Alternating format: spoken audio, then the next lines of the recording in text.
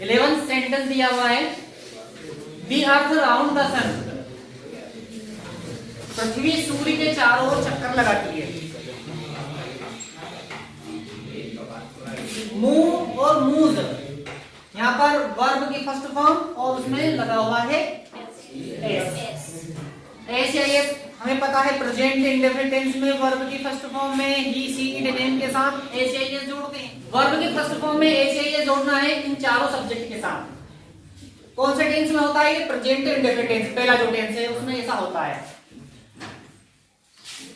दी अर्थ जो पृथ्वी है वो क्या करती है? मूव करती है राउंड द सन, सूर्य के चारों तरफ। सूर्य के चारों तरफ पृथ्वी चक्कर लगाती है ना।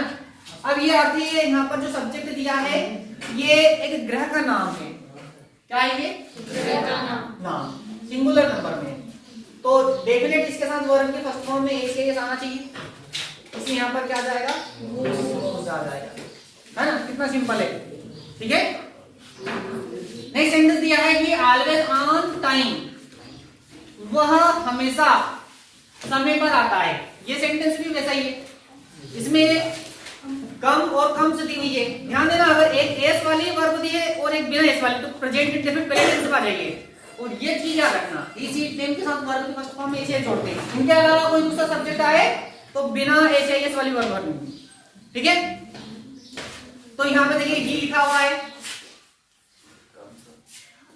और ही लिखा हुआ है, और ही के बाद में कोई हेल्पिंग वर्ब तो है नहीं, और पहले टेंस में हेल्पिंग वर्ब आती भी नहीं है ना। वर्ब की फर्स्ट फॉर्म में एस जोड़ते सब्जेक्ट को देखकर, और ही के साथ क्या जोड़ते हैं? एस या एस। तो इसमें भी क्या आ जाएगा? कम सा, यहाँ पर कम सा आ जाएगा।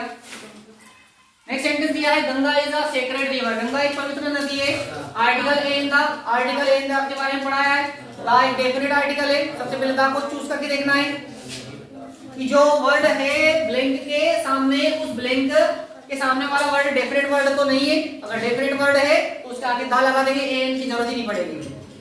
बार बार बता रहा हूं मैं, द्वीप, महाद्वीप, सागर, महासागर, खाड़ी, पर्वत, पठार, नदियों के नाम, धार्मिक पुस्तकों के नाम, ऐतिहासिक ग्रंथ है, उसके बाद में राजनीतिक पार्टियां हैं, इन सभी के आगे द का प्रयोग होता है। यहाँ पर गंगा एक नदी का नाम दिया हुआ है। कैसे पता चला? कि यहाँ पर रिवर लिखा हुआ है, रिवर मतलब नदी होता है। गंगा लड़की का नाम भी होता है। व्यक्ति के नाम पे आगे कभी भी आर्टिकल मत लगा देना, आर्टिकल चूज होता ही नहीं है, ना तो ए ना एन ना द, कुछ भी चूज नहीं करना है व्यक्ति के नाम के आगे। जो लैंग्वेज होती है, भाषा, उसके आगे भी आर्टिकल चूज नहीं होता है। तो यहाँ पर गंगा एक नदी का नाम है और नदियों के नाम के आगे द का प्रयोग होता है, इसलिए यहाँ पर लगाएंगे हम the. Arun is tallest boy in the class, Arun class में सबसे लंबा लड़का है। यहाँ पर आर्टिकल दिया है ए एन द। सबसे पहले हमें ब्लैंक के सामने वाले वर्ड को देखना है, कहीं सामने वाला वर्ड डेफिनेट वर्ड तो नहीं है। बार बार बता रहा हूं, जो डेफिनेट चीजें होती है उसके आगे द का प्रयोग होता है, और जो सुपरलेटिव डिग्री है उसके आगे द का प्रयोग होता है। तो सुपरलेटिव डिग्री के आगे द का प्रयोग होता है। सुपरलेटिव डिग्री को पहचानने का तरीका क्या है?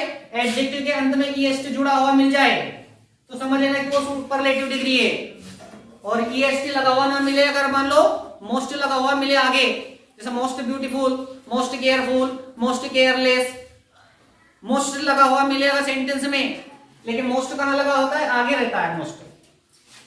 दो या दो से अधिक जो सिलेबल्स वाले वर्ड होते हैं उसमें मोस्ट लगा होता है। छोटे जो वर्ड होते हैं उसके अंदर में ईएसटी लगा होता है। ये सुपरलेटिव डिग्री की पहचान है।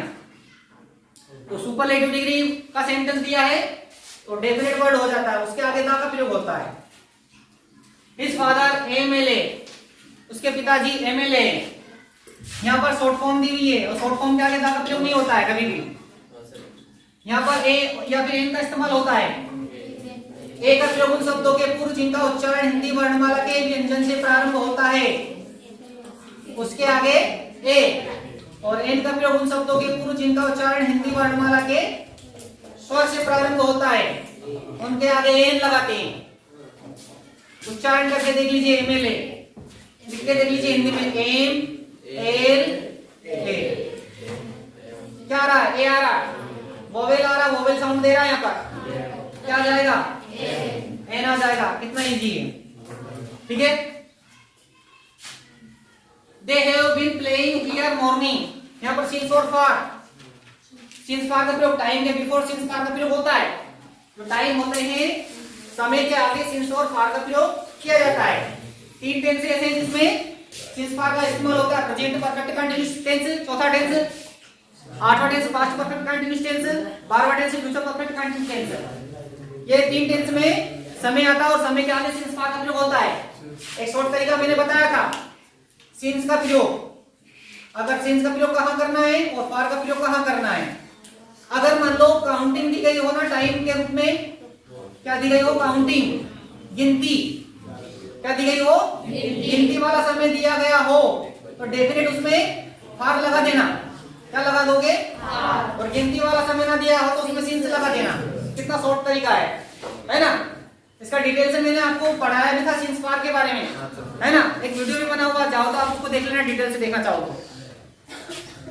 तो देखिए यहाँ पर हमें मॉर्निंग लिखा हुआ टाइम, ब्लैंक के सामने कौन सा टाइम दिया, मॉर्निंग का। और मॉर्निंग मतलब सुबह होती है, काउंटिंग आई नहीं रही, 1 2 3 4 5 6 7 8 9 10, कोई काउंटिंग नहीं दी हुई। यहाँ पर क्या लगा देंगे, सिंस लगा देंगे, सिंपल बात है। यहाँ पर लिखा है we have been studying in this college 3 years। देखिए टाइम दिया हुआ है, यहाँ पर सिंस पार दिया हुआ है, 3 लिखा हुआ, 3 काउंटिंग आ रही, 3 मतलब 3 होता है ना। गिनती आ रही है यहाँ पर, और गिनती आ रही है तो क्या लगा देंगे, और वेरी इजी, है ना। अब ये सेंटेंस समझ लेना, they will go to Delhi Monday in on 8। अब देखिए यहाँ पर इसको थोड़ा डिटेल से पढ़ना पड़ेगा। इन तीनों आर्टिकल को मैं डिटेल से आपको पढ़ा देता हूं, ध्यान से देखना, बहुत इजी है ये तीनों। प्रपोजिशन इन ऑन 8, इनको प्रपोजिशन बोलते हैं, इन ऑन 8, इन ऑन 8, ठीक है। अब देखिए 1 2 ये तीनों है ना, इनको प्रपोजिशन ऑफ टाइम बोलते हैं। 9th क्लास में मैंने पढ़ाया भी है, preposition of time, preposition of time. ऐसे प्रपोजिशन जो टाइम के बिफोर यूज होते हैं, टाइम के आगे यूज होते हैं। अब सबसे पहले देख ले टाइम बताता कौन है आखिर। जो घड़ी होती है वो टाइम बताती है ना, क्या बताती है, टाइम घड़ी बताती है, ठीक है। 1 2 3 4 5 ये समझ लेना है, घड़ी है ना, ये टाइम बताती है। और एक टाइम बताता है कैलेंडर, क्या बताता है, टाइम, कैलेंडर। ये 2 चीज ऐसी है जो टाइम बताने का काम करती है। अब घड़ी में क्या क्या चीजें होती है, घड़ी में सेकंड्स होती है, क्या होती है, सेकंड्स। घड़ी के अंदर मिनट्स होती है ना, और घड़ी के अंदर आवर्स होते हैं, घंटे। Seconds, minutes, hours. अगर सेंटेंस में सेकंड्स लिखा हुआ मिले, सेंटेंस में मिनट्स लिखा हुआ मिले, सेकंड्स में आवर्स लिखा हुआ मिले, तो आप मिसकर 8 लगा देना। क्या लगाओगे, 8। घड़ी वाले टाइम के लिए क्या यूज करना है, 8। और घड़ी वाले टाइम को पहचानने का तरीका क्या, उसमें सेकंड्स लिखा हुआ मिलेगा, उसमें मिनट्स लिखा हुआ मिल सकता है, उसमें आवर्स लिखा हुआ मिले तो समझ लेना उसमें 8 का प्रयोग होगा। अब कैलेंडर को देख लेते हैं। कैलेंडर में क्या क्या चीजें होती है, एक तो ईयर्स होता है, ईयर्स मतलब सन डाला होता है उसके ऊपर। कौन सा कैलेंडर है, 2023 का कैलेंडर है, 2022 का कैलेंडर है ना। उसके अंदर मंथ होता है, महीने का नाम, और उसमें होता है डेज, दिनों के नाम होते हैं, Sunday Monday Tuesday Wednesday Thursday Friday Saturday. और उसके अंदर डेट्स होती है, दिनांक होते हैं। ये 4 चीज कैलेंडर के अंदर होती है, ठीक है। ये 4 चीज कैलेंडर के अंदर होती है। अगर इनमें से कोई टाइम मिले तो इसको 2 भागों में डिवाइड कर दो। ईयर और मंथ के लिए इन लगा देना, ईयर और मंथ के लिए, और डे और डेट्स के लिए ऑन लगाना है। बस इतना याद रखना, डे और डेट्स के लिए ऑन लगाना है, ईयर और मंथ के लिए इन लगाना है। देख लेते हैं यहाँ पर मंडे दिया हुआ, क्या दिया है, मंडे। घड़ी में होता है, कैलेंडर में होता है, कैलेंडर में होता है, एक तो सवाल ही नहीं उठता फिर, है ना। अब मंडे क्या है, ये डे है, डे का नाम, दिन का नाम है, क्या आ जाएगा, ऑन आ जाएगा, ठीक है। अब अप्रैल देख लीजिए, यहाँ पर लिखा अप्रैल, क्या लिखा है, अप्रैल। अप्रैल कहाँ होता है, घड़ी में, कैलेंडर में, कैलेंडर में होता है। तो अप्रैल क्या है, मंथ का नाम, महीने का नाम, क्या आ जाएगा, इन आ जाएगा। तो यहाँ पर लिख देंगे हम इन, ठीक। लास्ट सेंटेंस देख लीजिए, इस अंकल डाइड कैंसर, उसके अंकल कैंसर से मर गए। अभी मैंने बताया डाई के साथ, जो डाई होता है उसके साथ ऑफ यूज होता है और फ्रॉम भी यूज होता है। ये फिक्स प्रपोजिशन है, डाई के साथ ऑफ और फ्रॉम दोनों यूज होते हैं। लेकिन बीमारी अगर बताई जाए, कैंसर बताई गई है, एक सेंटेंस है, इससे पहले हमने पढ़ा था उसमें मलेरिया बताया गया था, कौन सी बीमारी बताई थी? मलेरिया या कैंसर है, क्या जाएगा?